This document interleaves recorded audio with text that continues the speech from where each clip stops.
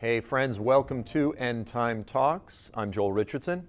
Together, Dalton Thomas and I are tag teaming, each doing 5 to 15 minute segments on the issue of the end times, current events, the interrelationship between those two things, and what the Bible has to say about these matters. Now, if you're looking for more than just bite-sized segments, then do be sure to download the Frontier Alliance International app. This is an app that is chock full of excellent, relevant content. Everything from music to music videos to full-length feature films to studies through different books of the Bible. We've got an end-time study on Daniel and Revelation, articles, all kinds of relevant updates and information. Okay, it is available for free on every major app platform. So download the app, Frontier Alliance International. You will absolutely be very happy that you did. So God bless and Maranatha. Hey friends, welcome back to End Time Talks.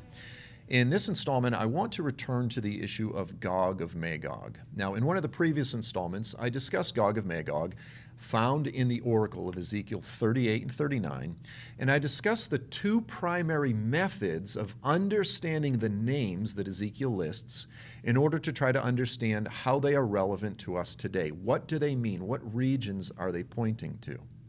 Okay, so Ezekiel lists Gog. He's the evil dictator. He's the great invader of the land of Israel, and he's from the land of Magog. He's the chief prince of Meshech, Tubal. He rules over Gomer and Beth Togarmah, and he's in partnership with Persia, Cush, and Put. So how do we understand these names? What regions is Ezekiel pointing to, or what regions is the Lord pointing to through Ezekiel?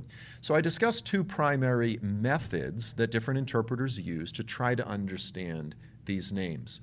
So the first method is what I call the genetic DNA bloodline historical wild goose chase method. Okay, this is to say we look at one of the names, for example, Magog, and we say, where did the Magogian peoples eventually end up? Where did they migrate? Where did they move to? Who did they intermarry with?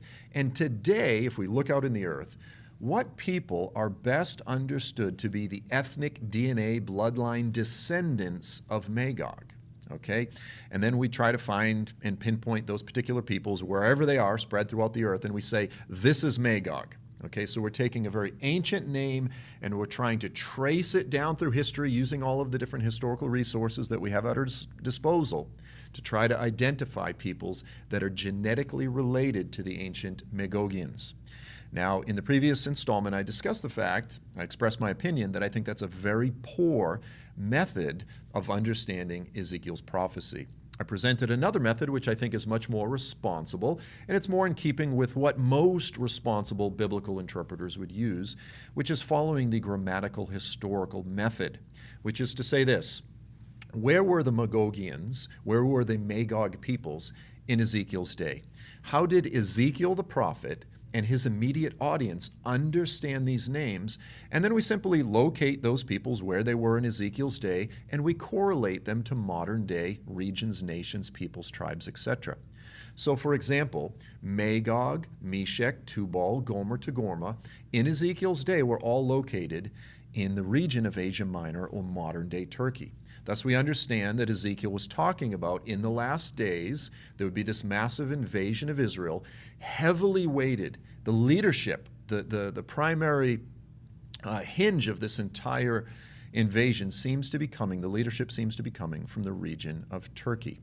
Now, what I want to do in this session is look at a few maps. I want to look at some maps, some that have been created by popular prophecy teachers, using, again, the bloodline DNA genetic historical wild goose chase method, and some using the historical grammatical method. Okay, these are guys that don't have any particular prophetic bone to pick. They're just looking at the historical data and identifying where these people should be understood. Okay, and we'll see a dramatic contrast.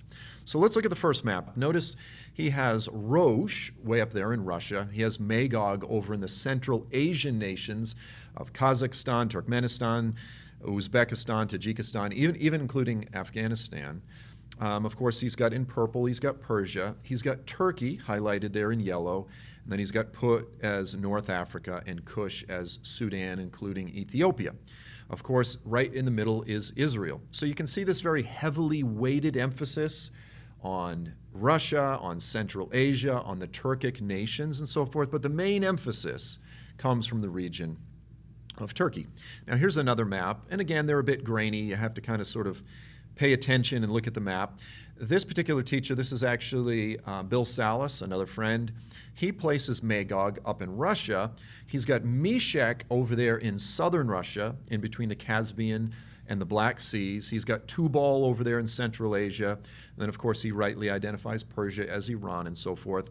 And Gomer, he's got Gomer and Togarmah. Those are the only ones that he leaves in Asia Minor. And again, they're coming down against the land of Israel.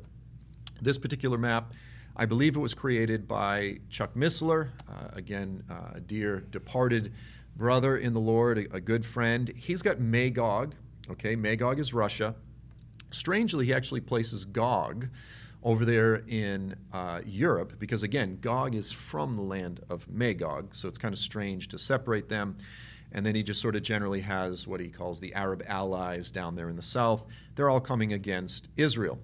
Here's another map. We're kind of zeroed in, focused a bit more on Turkey. This individual puts Tubal, Gomer, Meshech, Togarmah in Turkey, but then he moves Magog up into Russia, as well as Rosh. Again, over there in Iran, he's got Persia. Here's another map. Again, this individual places Gomer up there in Europe, but he's got Magog up in Russia. Togarmah is sort of in southern Russia, eastern Turkey, Azerbaijan, Armenia, that region, southern Russia. He's got Togarmah. Again, he places Meshech and Tubal in Turkey, and then the other nations of Persia, Cush, Put, etc. I agree with.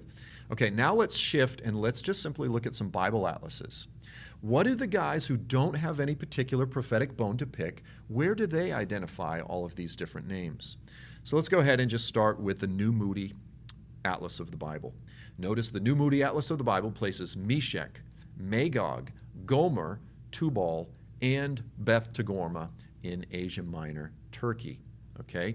They are consistent. They use the historical grammatical method, and they stick with it. And they all end up with a very Turkey-centered invasion. Again, the leadership of this invasion comes from Turkey. It includes Iran. It includes Sudan. It includes Libya. But it's heavily emphasized in the region of Turkey. Now we have the Zondervan Atlas of the Bible.